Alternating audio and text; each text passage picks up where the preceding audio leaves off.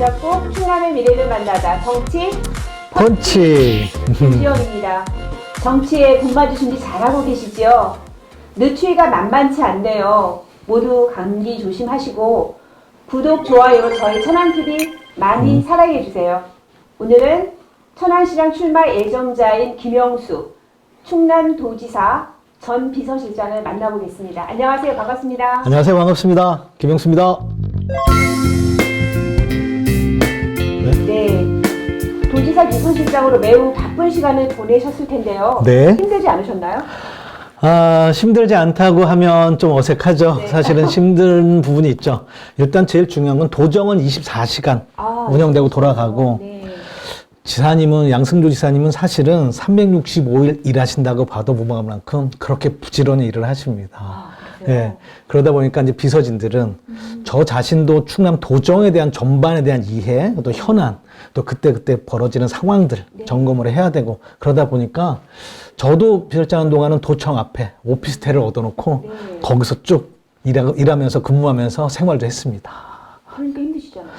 네, 사실 부지런히 일했던 기억들이 있습니다. 네. 하지만 또 그거에 대한 보람도 또 많이 남아 있습니다. 네네. 네.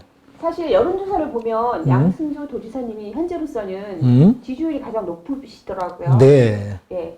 천안시를 넘어 충남도를 아우르는 도지사 비서실장으로 일하셨어요. 네. 네. 그동안의 경험을 볼 때 어떤 자신의 성장했다 이런 부분을 우리 천안TV 시청자 여러분께 네. 말씀해 주시면 어떨까요? 예, 사실은 이제 저는 도지사 비서실장 가기 전에 시민단체 운동 한 15년, 12사회 운동, 그 다음에 이제 의정활동, 의회에서 한 12년 일하고 이제 도청을 갔는데, 도에서 배운 것 중에 가장 큰 건 광역행정은 좀 지역, 이제 우리 천안시도 중요하지만 행정 영역이 좀 다르다는 걸 많이 느꼈습니다. 네. 특히 광역행정은 중앙행정부처랑 직접적으로 소통하고 국가적 정책을 입안하는데 그 기반도 같이 만들고 하다 보니까 그런 광역적 행정이 중앙행정 속에서 어떻게 만들어지는지, 특히 또 하나는 예를 들어 혁신도시를 우리가 국가 정책 사업을 어떻게 우리가 만들어가서 지역으로 진짜 받아내느냐, 가져오느냐, 이런 것들을 위해서는 그 시스템과 네트워크를 어떻게 활용해서 그런 부분을 만들어 가는지, 이런 부분들은 굉장히 제가 그전에 못했던 소중한 경험이고, 특히 또 광역행정은 15개 시군, 천안시를 포함한 전반에 대해서 조율하면서 일하다 보니까 소통하고 협력하는 그런 자세들도 좀 많이 배운 것 같습니다. 소중한 기억들이 있습니다. 그 시간 동안에 이런 부분 너무너무 아쉽다라는 점 무엇이 있을까요? 아쉬운 부분들은 일단 정책적으로는 혁신도시가 되고 나서 혁신도시 지방 이전까지 발표가 됐으면 더 좋았을 텐데, 그게 이제 혁신도시를 도지사님하고 충남도가 만들어내기 위해서 여러 가지 어려움 속에서 만들어냈는데 결과물까지 나왔으면 더 좋았을 걸, 그게 좀 아쉬움으로 남고요. 또 하나는 충남 도정에 전국 최초로 하는 행정들이 굉장히 많습니다. 무상급식, 무상교육, 그다음에 우리 보육도 마찬가지고요. 75세 어르신들, 그다음에 청소년들 교통버스 무료하는 것도 마찬가지고, 영세 소상공인을 위한 사회보험료 지급하는 문제들, 뭐 여러 가지 일들이 있는데 이런 것들이 솔직히 홍보가 그러니까 우리가 한 만큼 전체 도민들 좀 덜 알려지는 것 같아서 좀 아쉬움이 좀 많이 있습니다. 그럼 그런 것들이 재정적으로는 어려움이 없으셨나요? 재정의 구조는 충남 도정의 재정을 가지고 그 하나 사업을 입안할 때는 그 예산 부처랑 협의를 해서 이 사업을 진행하기 위해서는 총 얼마, 그다음 시군에서 부담은 얼마 해가지고 기획안을 짜고 미리 몇 년까지에 대한 중장기 계획을 세워서 하기 때문에 물론 선택의 폭이 있습니다. 대신 도지사는 어떤 방에 중점을 두고 사업을 할 것이냐, 이걸 결정을 하거든요. 그럼 그 문제는 예산 범위 안과 예산 실행 계획 능력을 가지고 하기 때문에 큰 부담 없이 사업은 잘 진행될 것 같습니다. 네, 그렇군요. 네. 정권 교체, 정치 교체에 대한 열망 못지않게 정권 재창출을 위한 노력도 만만치 않아요. 네. 얼마 남지 않은 대선에서 지지하는 후보가 당선되는데 어떤 노력을 하고 계시죠? 일단 저는 당연히 이제 민주당 이제 당원으로서 또 이제 지방선거 후보로서 이재명 대통령 후보 선거대책위원회 조직본부에서 부본부장으로 일하면서 전체 조직적 사업을 좀 많이 하고요. 정책 특보도 좀 맡고 있습니다. 그래서 이제 그런 정책적 제안들도 좀 같이 하고 있습니다. 근데 지금 아시는 것처럼 한참 선거운동 기간입니다. 그래서 이제 유세라고 하죠. 선거운동을 아침, 저녁, 동남구, 서북구 우리 시청자 여러분들도 보시는 그런 운동들을 하고 있습니다. 그래서 아침, 점심, 저녁 나누고 있는데 서북구, 동남구 나눠서 같이 저도 참여해서 유세 활동, 네. 선거 운동을 좀 같이 하고요. 개별적으로는 그 틈틈이 시간에 지역의 좋은 분들 네. 만나서 왜 이재명 대통령 후보가 당선돼야 되는지, 네. 그리고 우리가 왜 새로운 대전환의 시대를 맞이해서 새로운 대한민국을 가고자 하는지에 대해서 설명도 하고 이야기도 듣는 이런 선거운동 하고 있습니다. 대선이 이제 끝나면 제8회 전국 동시지방선거가 실시되는데요. 천안시장에 도전하겠다는 뜻을 밝히셨어요. 네. 그런데 천안시장 선거 후보 난립이라고 볼 수 있을 정도로 많은 분들이 나왔거든요. 네. 천안시에서 정말 일할 수 있는 일꾼들이 넘쳐나는 걸까요? 좋은 후보가 많이 나왔는데 다 좋은 후보라고 저는 생각을 합니다. 네. 근데 이걸 너무 많다, 난립이다 보기보다는 네. 좋은 인자들이 천안에서 많이 성장하고 있다. 아, 네. 이렇게 좀 봐주셔도 좋을 것 같습니다. 네. 사실은 저만 해도 이제 학생운동, 시민운동, 시민사회운동까지 해서 15년을 이제 밖에서 30대까지 일하고 30대 후반에 의회를 들어와서 네. 다시 또 한 12년 의정 활동을 하고 도정에 가서는 이제 50대 초반부터 도정에서 이제 좀 배우고 이제 50대 중반인데 이제는 시정을 좀 책임지겠다 이렇게 나온 건데 네. 그럼 경험과 경륜을 쌓은 분들이 천안에 많이 있다는 건 시민들로 봐서는 선택의 폭을 사실 다양하게 주는 거기 때문에 네. 저는 꼭 나쁜 것만은 아니지 않느냐. 하지만 판단은 시민들이 그래 여러 가지를 보고 판단하시지 않을까. 그래서 조금 많다 보니 헷갈릴 수도 있지만 좀만 꼼꼼히 봐주시면 시민들한테 더 나은 행정과 의정에 도움되는 사람들이 뽑히지 않을까 생각을 해봅니다. 아, 네. 지금 말씀해 주신 건 지금 나온 후보들도 능력이 있고 음흠. 그 능력 있는 부분들이 분들께서 우리 시민들의 선택을 받느냐 안 받느냐의 네. 그런 부분이라는 말씀이신데 네. 당내 경선을 먼저 통과하셔야 되잖아요. 맞습니다. 그러면 사실은 이번이 도전이 처음이 아니세요. 네. 그럼 나만의 장점? 지금 나온 후보들과의 차별성은 무엇일까요? 제가 이제 처음 의원을 지내고 도에 가기 전에 4년 전에 사실 시장 후보 준비를 했었는데 네. 그때는 뭐 이제 후보가 되지는 경선까지는 가지는 못했고요. 예, 예. 지금 이제 새롭게 도정 경험까지 쌓아서 네. 시민들한테 이제 제 이력을 지금 다시 밝히고 선택을 받고자 하고 있습니다. 네. 저는 우선적으로 제가 하고자 하는 시민들의 이야기는 저는 가치관적으로 어떤 시장이 어떤 가치관을 가지고 있느냐가 굉장히 중요하지 않을까라고 네, 생각을 네, 네. 합니다. 저는 기본적으로 시민을 향한 따뜻한 시선을 가지고 있다 이런 말씀을 드리고 싶습니다. 학생운동, 시민운동, 시민사회운동을 거치면서 사회적 약자, 우리 사회의 모순된 공간에 있어서 네. 한 15년 운동을 하면서 사회적으로 이런 부분에 또 이런 분들에게 힘이 되는 사람이 돼야겠구나라고 하는 그런 운동을 좀 해왔었고요. 그 이제 사회적 약자를 위한 운동을 지나서 다시 30대 후반부터는 의정 활동을 또 해왔습니다. 12년을 해서 시의회 의정과 천안 시정을 네. 돌보고 도에 가서는 한 2년 4에서 6개월, 도정을 횟수로 한 3년 경험하면서 사람을 바라보는 따뜻한 가치관, 네. 또한 시정과 의정, 도정을 함께한 경륜, 네. 이게 제가 시민들한테 제가 내밀 수 있는 큰 장점이 아닌가. 네. 그래서 누구보다 저는 정책을 중시하고 정책적 제안으로 시민들한테 판단을 받고 싶다. 이렇게 얘기하고 싶습니다.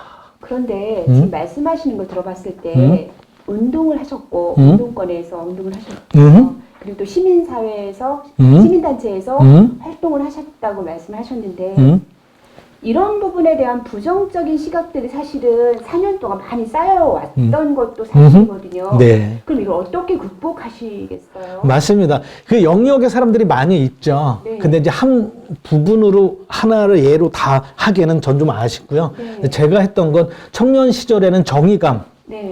그다음에 30대 이제 20대부터 30대로 오면서 시민사회 운동에서는 사회적인 약자와 사회적인 모순된 부분에 대한 제가 하고자 했던 어떤 신념 이런 것들이 있었고 그것이 일정도로 갖추고 나서는 저는 다시 의정으로 그래서 제가 가질 수 있었던 아까 말씀드린 공통된 저의 가치관은 사회적 약자에 대한 배려와 사람에 대한 따뜻한 가치관이 중요하다. 또 하나는 무엇보다 공공의 이익을 우선해야 된다는 관점이 정확히 있습니다. 특히 말씀 주신 그런 부정적인 부분들 우리 사회에 특히 공정을 해친 부분들도 있고 많이 있다는 얘기들을 듣고 있습니다.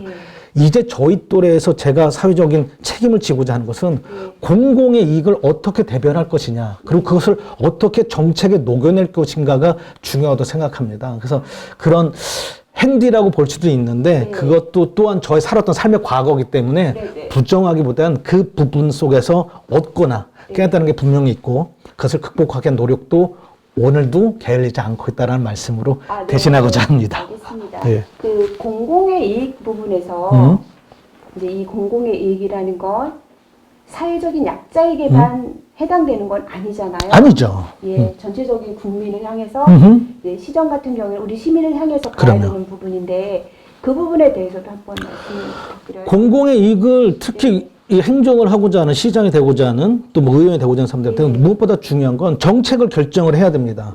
정책은 여러 가지가 있을 수 있어요. 근데 그 정책적 실현에 누가 이득을 볼 것이고 누가 거기에 해당이 되느냐를 판단해야 됩니다. 그것이 몇몇 아니면 추진하고자 하는 자기들만의 이렇게 되면 안 되는 거죠. 1번 다수의 이익에 복무해야 된다.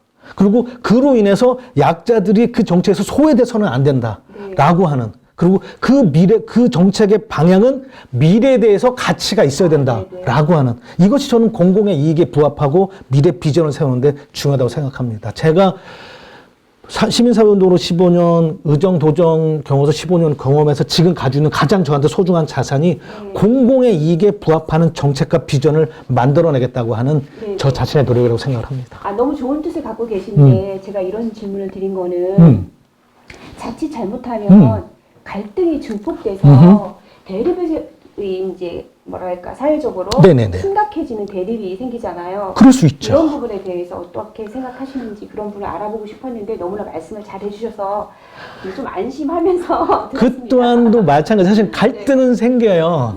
이견이 있을 수 있고요. 근데 갈등을 피하고 이견만을 피해서 없는 것처럼 한다. 그거는 사실은 맞지는 안 되죠. 근데 너무 갈등이 심해지는 문제는 그렇게 해가지고 일부러 갈등을 조장을 해가지고 무언가를 얻고자 한다면 그건 공공의 이익에 부합하는 게 아니라 오히려 공공의 이익을 해치는 방향이 되는 거죠. 알겠습니다. 감사합니다. 네, 보면 시의원 도의원이 이번에 천안시장에 도전하는 상황을 보면서 이번 지방선거의 당선보다 2024년에 있을 22대 총선을 준비하는 것이 아닌가라는 생각을 하게 되는데 이런 현상에 대해서는 어떻게 생각하세요?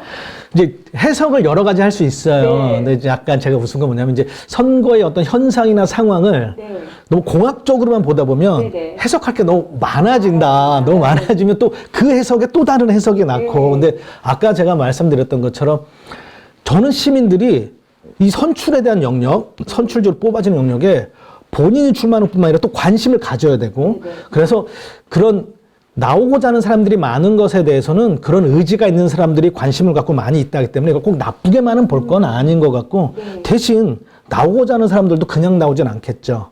준비를 해야 되죠. 또 준비를 하면서 자세도 갖춰야 될 것이고 그 자세와 준비 안에 또 경력을 얼마나 되는지 또 넘어서 그 사람의 좀 품성은 어떤지 생활의 자세는 정말 괜찮은지까지 그걸 보여주기 위해서 그런 노력들도 해야 되거든요. 그 판단은 결국 시민들이 해주실 거라고 믿습니다. 그래서 그런 안에서 저는 그런 다양한 경쟁이 되는 건 좀 나쁘다고만 보지는 않아도 좋을 것 같다.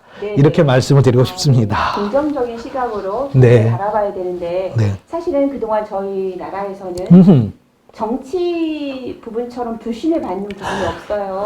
맞는 말씀이시죠. 이렇게 질문을 드릴 수밖에 없었고요. 이해가 됩니다. 이번에 민주당 내에서 경선을 통과하셔야지만 꿈꾸시는 천안시장을 하실 수 있는데 진짜 도전이 되는 거잖아요. 경선 자신 있으세요? 열심히 뛰고 자신 있을 만큼 그러니까 충분히 뛰어보려고 하고 있습니다. 준비를 그만큼 많이 하셨다는 말씀으로 이해하겠습니다. 고맙습니다. 그러면 저희 천안시에 대한 꿈 그리고 하시고 싶은 일이 무엇일까요? 이거를 뭐 풀어서 얘기하면 굉장히 많을 거예요. 근데 저는 그걸 그렇게 다 하지 않고 압축적으로 얘기한다면 첫 번째, 지금 천안시는 저도 천안시장을 오래 봤다 그랬잖아요. 도정도 봤을 때. 천안시는 끊임없이 성장하고 있습니다. 제가 16년 전에 천안시 예산이 1조 원을 넘어섰던 시대가 있었는데 지금은 2조 3천억 정도의 예산을 운영하고 있습니다. 기업들도 많이 들어왔고 일자리도 늘어났다고 합니다. 그런데 그럼에도 불구하고 천안시에 사는 시민들은 나는 그만큼 행복해졌냐, 나한테도 그런 혜택이 왔느냐라고 하는 것들에 있어서 회의적인 부분들을 시민한테 많이 듣고 있습니다. 그러시구나. 저는 행정의 영역이나 이 정부의 영역이죠. 네. 정부는 행정만이 커지는 것이 아니라 네. 그 커지는 만큼 그게 양적으로 질적으로 커지는 만큼 시민들도 그만큼에 대한 혜택과 삶의 행복이 돌아와야 된다고 생각을 합니다. 네. 행정 영역뿐만 아니라 경제도 마찬가지죠. 기업이 많이 유치됐는데 지역민에 있는 출입률이 정말 얼마나 높으냐라고 하는 거 따져봐야 되잖아요. 네. 그리고 천안시 예산이 올랐다는 건 세금이 올랐다는 건데 그럼 그만만 냈으면 나머지 시민들의 소득도 올랐느냐라고 하는 부분들도 와야 된다고 생각합니다. 공원은 많이 생겼다고 하는데 근데 왜 내 주변에는 공원이 없지? 라고 한다면 소용이 없는 거겠죠. 그런 질적인 부분을 아까 말씀드린 것처럼 종합적으로 해서 천안시가 성장하는 만큼 반드시 시민들이 우리도 같이 행복해지겠구나라는 천안시를 꼭 만들고 싶습니다. 네, 저희가 기대를 가지고 바라봐도 되겠네요. 고맙습니다. 네, 그러시면 나란 사람, 그러니까 우리 김영수 전 비서실장님이 갖고 계시는 정치에 대한 이야기를 5글자로 한번 표현해 주신다면 어떻게 표현해 주시겠어요? 고민이 많이 있는데 네. 제가 앞에 있는 말을 종합하면 네. 저에게는 시민의 행복입니다. 네, 시민의 행복. 네. 그럼 저도 포함이 되나요? 모두가 해당이 돼야죠. 네. 그러면 이제 저희 천안TV 시청자 여러분께 마무리 인사 부탁드립니다. 시청자 여러분 반갑습니다. 도의사 비서실장을 지낸 김용수입니다. 3월 9일은 대통령 선거가 있습니다. 저는 앞에서도 말씀드렸지만 이재명 대통령 후보와 함께 대한민국의 새로운 시대, 대전환 시대를 준비하고 있습니다. 시민 여러분의 투표가 세상을 바꿀 것이고 그 세상을 시민 여러분 같이 살아갈 겁니다.